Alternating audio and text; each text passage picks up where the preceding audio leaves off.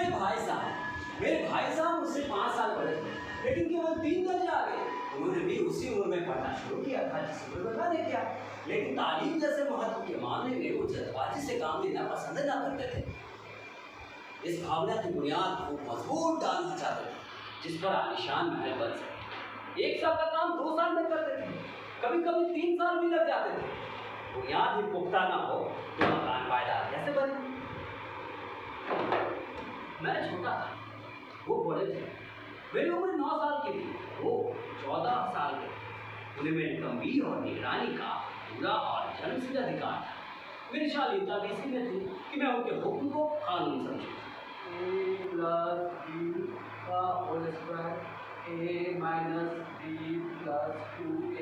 वो स्वभाव से बड़े अध्ययनशील थे, हरदम किताब खोले बैठे रहते और शायद दिमाग को आराम देने के लिए कभी कॉपी पर, कभी किताब के हाशियों पर कुत्तों, बिल्लियों, चिड़ियों की तस्वीरें बनाया करते।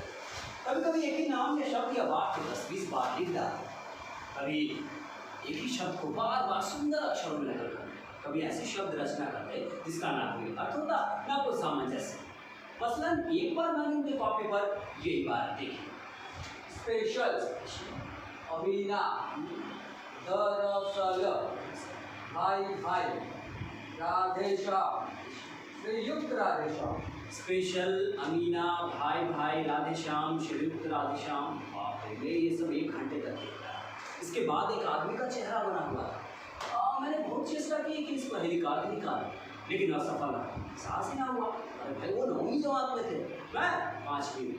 उनकी रचनाओं का समझना मेरे लिए छोटी और बड़ी बात। मेरा जी पढ़ने बिल्कुल ना लगता। 1 घंटे में किताब खोले बैठना पहाड़ था। मौका आते ही मैं हॉस्टल से निकल कर मैदान में चला जाता।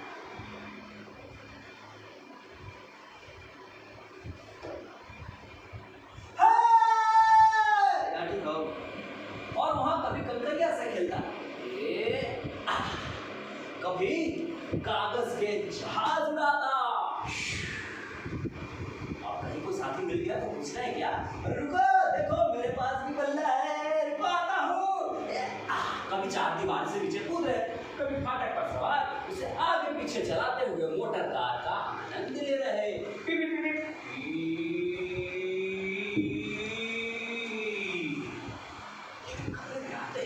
भाई साहब को बहुत दुख देकर प्राण सो जाते।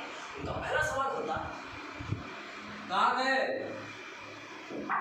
हमेशा यही सवाल इसी धोने में पूछा जाता था, कहाँ थे? और मेरा जवाब केवल मौन रहता। ना जाने मेरे मुंह से क्यों नहीं निकलता कि बस जरा बाहर खेल रहा था। मेरा मौन कह देता कि मुझे अपना अपराध स्वीकार है।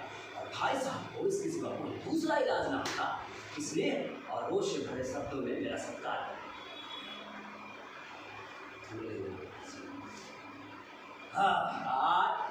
RAM, Ram, IS GOING, join, TOUSEHOOL, Ram is going to school. Ram is going to school. अंत में उसे स्वर्ग से नर्क में धकेल दिया गया। शायरों ने भी एक बार अहंकार किया था, भीख मांग मांग कर ऐसी लगती बातें कहते, ऐसे सूखती बाण चलाते कि मेरे जिगर के टुकड़े टुकड़े हो जाते, हिम्मत टूट जाती। इस तरह जान तोड़कर मेहनत करने की शक्ति मैं अपने में ना पाता। और उस निराशा में मैं जरा देर तो ये सोचने लगा कि मैं घर चला जाऊँ, जो काम मेरे पिता के बाहर है उसमें हाथ डालकर अपनी जिंदगी क्यों खराब करूँ? मुझे अपना मुंह कहना मंजूर है, लेकिन इतनी मेहनत मुझे तो चक्कर आ जाते थे। फिर भी घंटे 2 घंटे बाद निराशा के बादल फट जाते और इरादा करता कि आगे से कुछ जी लगा कर पढ़ूंगा। चटपट एक टाइम टेबल बना डालना, बिना पहले से नक्शा बनाए या कोई स्कीम तैयार की, फिर पढ़ाई कैसे शुरू करूँ। टाइम टेबल में खेल कूद के मत बिल्कुल हो जाते। प्रातः काल उठना, हाथ धो, नाश्ता कर पढ़ने बैठ जाना।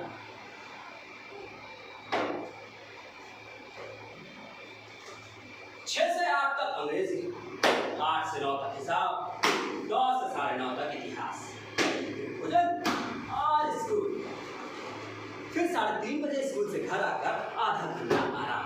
उसके बाद 4 से 5 तक ग्रामर, 5 से 6 तक भूगोल, उसके बाद आधा घंटा हॉस्टल के सामने टहल,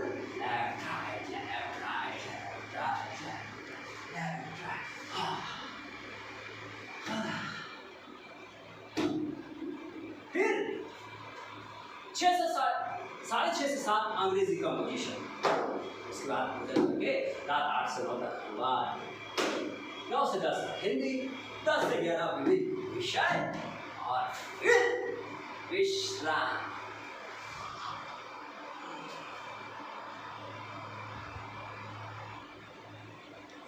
आंखें मोड़ पुस्तकें किसी की याद न रखी, भाई साहब को नसीहत फजीहत का अवसर मिल जाता, मैं उनकी साय से भागता।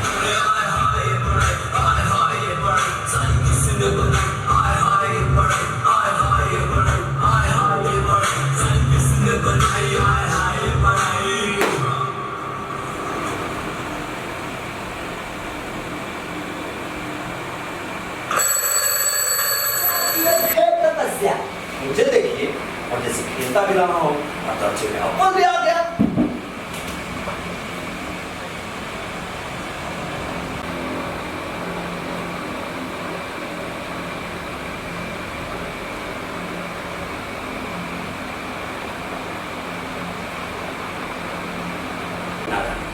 भाई साहब ने इसे भाग लिया, उनके सहज बुद्धि बड़ी तीव्र थी।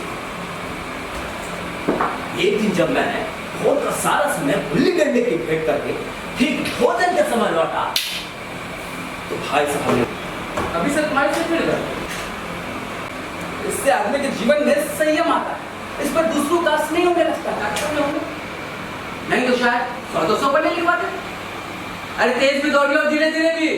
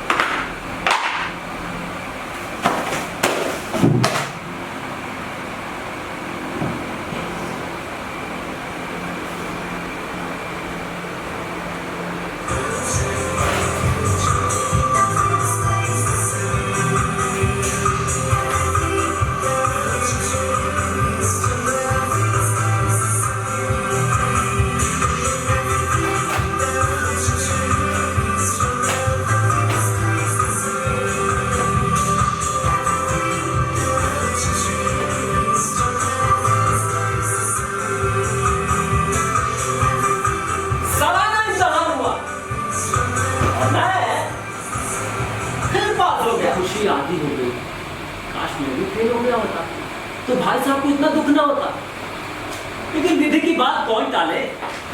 अंदर रह गया था, मेरे मन में दिल भावना हो गई, कहीं भाई साहब एक साल और फेल हो गए तो मैं उनके बराबर हो जाऊंगा कि वो मेरी किस आधार पर फजीहत कर सके। अमीर विचार को दिल से बलपूर्वक निकाला, आखिर वो मेरे लघ्य और झाड़दार बस लिए इनके स्वागत करने को दौड़ रही थी।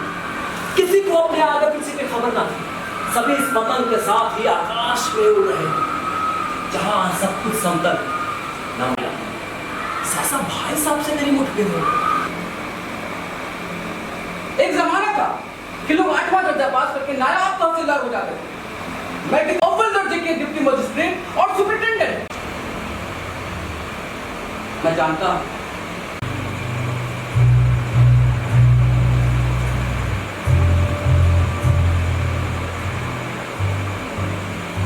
मेरा भी जी लगता है, पर क्या करूं? खुद बेदार चलूं तो तुम्हारी रक्षा कैसे करूं? ये कर्तव्य भी तो मेरे सिर है।